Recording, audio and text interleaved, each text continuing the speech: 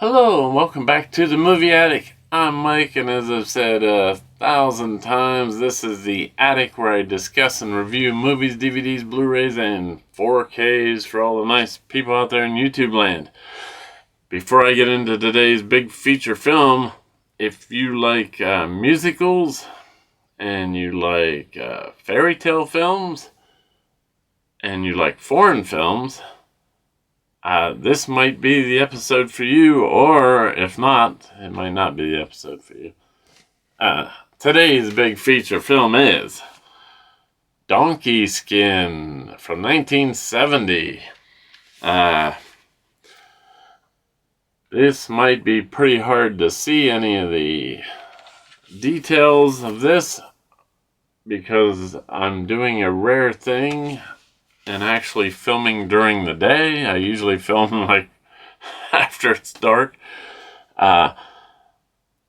So you might be saying, where in the world did you ever hear of this film? Some of the people I've talked to about this film, like at work and that, they're like, Donkey Skin.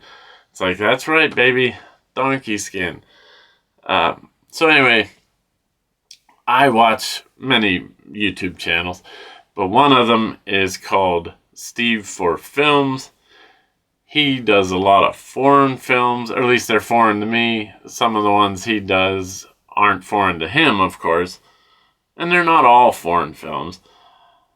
And he was doing a clip of a bunch of movies that starred the woman that is in this movie, and then there was another one too.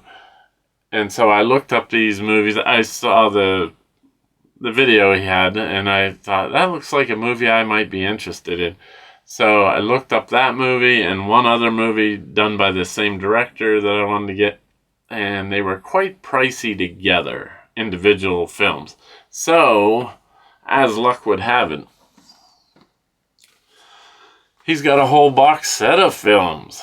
This guy, Jacques, I don't know how to pronounce this stuff, Demy. So I thought there's at least 3 films that I know of that I would like to see from this box set. So, of course, because we were still in the 50% off Barnes and Noble sale, I picked up this whole box set. Comes with 6 films, plus a big thick booklet. And, yeah, I think in the long run saved a little bit of money, and I got 4 extra films. So, like I say, this is the movie. It's a fairy tale. I'll put the stars of the movie up here somewhere because I don't want to try to pronounce them as well. But I do have the piece of paper with all the vital stats. It's from 1970. It's 90 minutes in color. It's got a 5.1 surround sound, which you'd want at least that, I guess, if you're watching the musical. It's in French with English subtitles. It's in the aspect ratio of 1:66:1. At the time of this release, it was a new 2K digital restoration, and like I said, directed by Jacques Demy, if that's correct. May not be. This seems like a director that does a lot of these types of films that are musicals. And I have other directors that I like that, I like their style, so I have a lot of their films. Of course, there's Miyazaki from Japan. There's, of course, I like George Méliès and his fairy tales. They're in color. I got this quite a while ago. And I absolutely love Carol Zeman, and A Jester's Tale is, of course, one of my favorite films from him. They all have these kind of, and this one does too, this Donkey Skin has those special effects where, 1 minute, there's the movie, and the next minute, there's no movie. And I do these on the channel because they're kind of easy effects. They were something at the time, I guess, but today they're pretty simple parlor tricks of sorts. So, are we ready for this big storytelling? It's a big one. So it starts out like a lot of storybook movies or fairy tale movies. There's a book that opens. They start telling the tale of this kingdom where this king and queen lived. They had a daughter. They were, everything was perfect. And they had this donkey. And this donkey was special because gems and jewels kind of came out of the donkey's body somewhere, somehow. They don't show where they come from, but they show the king petting the donkey, and boom, jewels fall to the floor. Who knows where from? I can only imagine. But then, and this might not be a spoiler-free review,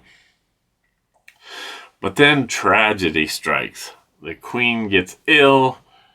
She's on her deathbed. She makes the king promise that he'll remarry because they only have the daughter and the kingdom needs an heir to the throne. So he reluctantly does. And then as they're doing the funeral type thing, the king turns to his daughter and says, "I never want to see you again," for whatever reason. So the king's advisors come to him and say, "Hey, we really need an heir. You got to remarry." So he sends them out to find princesses and stuff from other kingdoms to marry. Oh, and I didn't mention yet, of course I always forget something if you know this channel, and you might know it. There's a lot of symbolism, I guess, of sorts in here, and this kingdom is represented by the color blue. The horses are blue. Some of the people in the kingdom's faces are painted blue. In fact, there's little people in this movie, and their faces are painted blue, and they kind of look like the Oompa Loompas from Willy Wonka. So the king's people come back with these pictures of these other princesses and people to marry, and he keeps tossing them aside and saying, "No, you can tell by the picture, this one's this, and this one's ugly, and this one's dumb." So then one of them's holding a picture and doesn't show the king, and he's there, "Oh, well, who's there? Are you holding something back?" And he looks at the picture and he said, "Oh, now this is somebody worth doing. Who is this?" And they say, "Well, it's your daughter." He looks out the window to the courtyard of the castle. His daughter's down there playing the organ and singing this song, which this song reminded me a lot of the song that the mother in Tangled was singing to Rapunzel whenever she wanted to use her hair to get back to her youthful look. So I liked that song. And so he kind of gets an admiration for her and calls her to his throne room maybe, and says that he intends to marry her.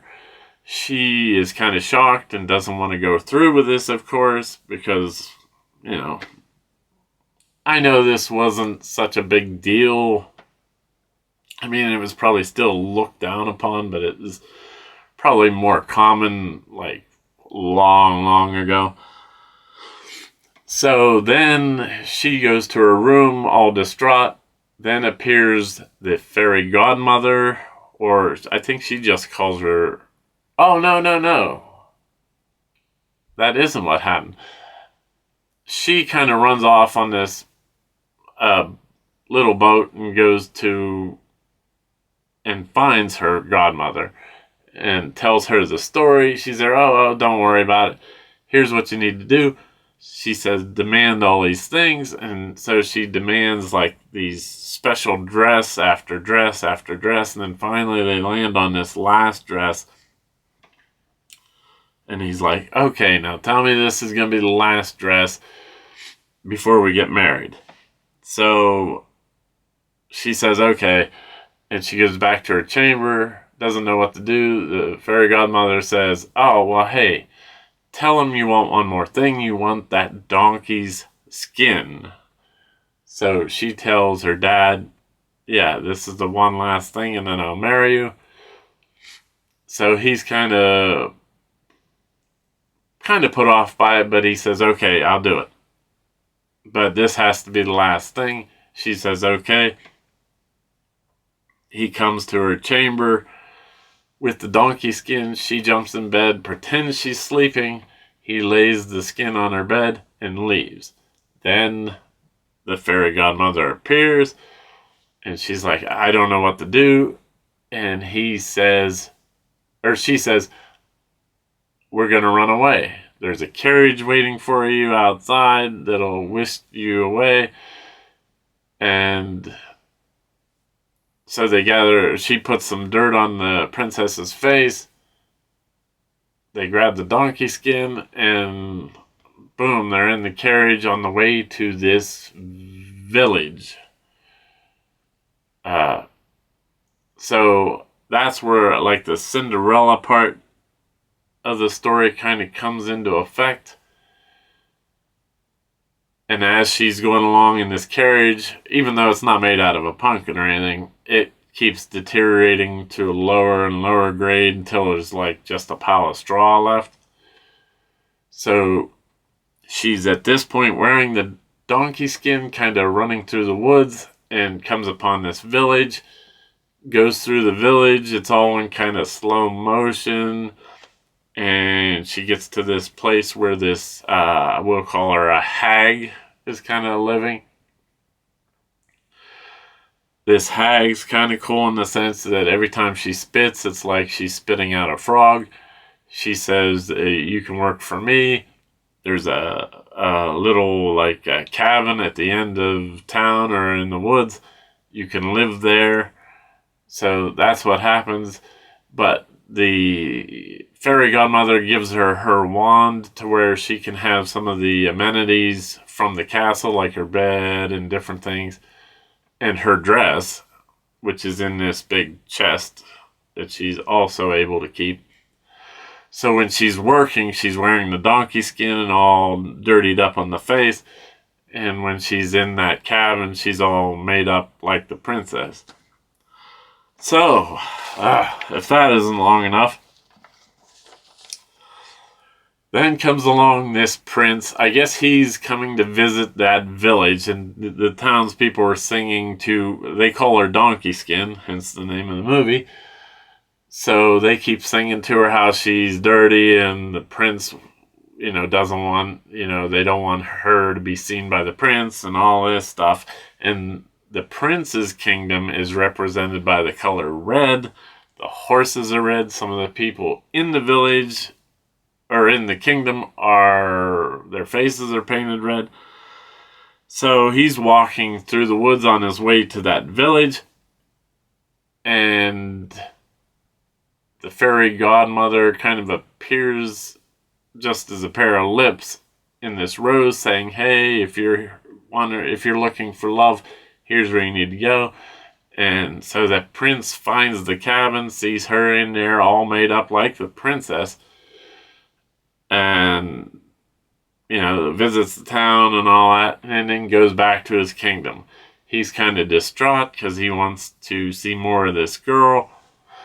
So anyway, the prince from this other kingdom, he sends word to have her, this donkey skin, cook him something. And then that's when she's like,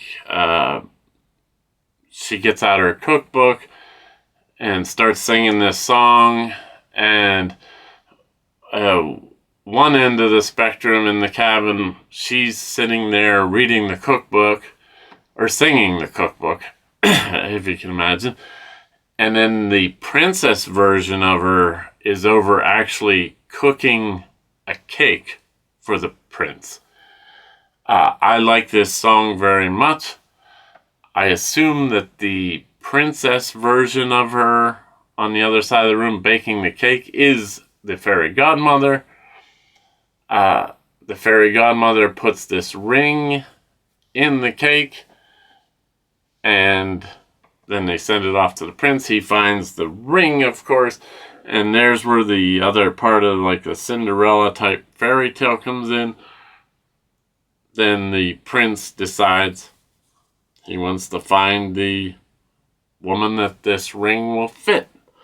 I did bring some notes, of course, because who can remember all this stuff? And but it's full of, well, it's not full of, but there's some modern things in this film. It looks like it takes place during the Victorian type era. But I noticed on a second viewing, and this is why I always say, you know, multiple viewings are very good, especially for a foreign film, because you're reading subtitles. You have to pay attention to a lot of stuff, and there's a lot of stuff going on. But on the second viewing, I noticed a modern telephone somewhere in the movie. The fairy godmother actually mentions her battery's wearing down, and the princess is like, what's a battery? And, you know, that kind of thing. There is a part where the prince and the princess are in a boat, like going down a stream, almost like a ride from Disneyland, it reminded me of. What else is there? Oh, and then culminating to the end of the movie, of course, all the women in the kingdom, the ring would not fit any of them. And then finally, donkey skin comes in, and lo and behold, the ring fits her. And then she just kind of magically emerges from the donkey skin with that beautiful dress on that was the last one made for her before she left. And then, almost in a Monty Python style ending, like from the Holy Grail, it kind of goes wonky at the end in the sense of her dad, you know, the prince and princess are sitting out in like the courtyard with his mom and dad. And then all of a sudden a helicopter flies in with her dad and the fairy godmother. They're apparently going to be wed. And so I guess everything ends happily ever after for everybody. But I thought it was a very cool movie. I liked it. I can't think if I forgot anything. Telephone, blah, blah, blah. But yeah, it was a very, you know, I like fairy tales. I grew up with all the Disney ones, of course. I thought it was cool how, and, you know, one of the aspects I thought was cool is they kind of, they made it seem like when the king and queen, the original king and queen were, you know, like everything was perfect. But really, it must not have been, because the fairy godmother didn't necessarily care for the king. And there apparently was some kind of interaction between the two. And even the daughter asked him about it. And he's like, I don't want to talk about it. But there you go. That's about as short as I can make this story. This is like the third recording of this for me, because for some reason the audio and the video were screwing up when I was recording this. So hopefully this will be the last take of this episode. So if I was to rate this movie, Donkey Skin, like I said, I really liked it. I would give it 8.5 rolls of pink insulation out of 10. Obviously, if you don't like subtitles or musicals, and a lot of people don't, and I know a few that don't, this wouldn't be for you. I don't know if the individual release of this is still around for a reasonable price. It might be cheaper just to get the big box set. But if you have this movie or have seen this movie or like this director, please leave a comment down in the comment section below. As I always say, I'd love to discuss it. So, until next time when I have another movie in the attic to review, and I'm trying to squeeze in as many as I can before December, before I start reviewing Christmas movies. So, thanks so much for watching, and of course, thank you, Steve, for all these cool films I'm checking out. Until next time, thanks and bye.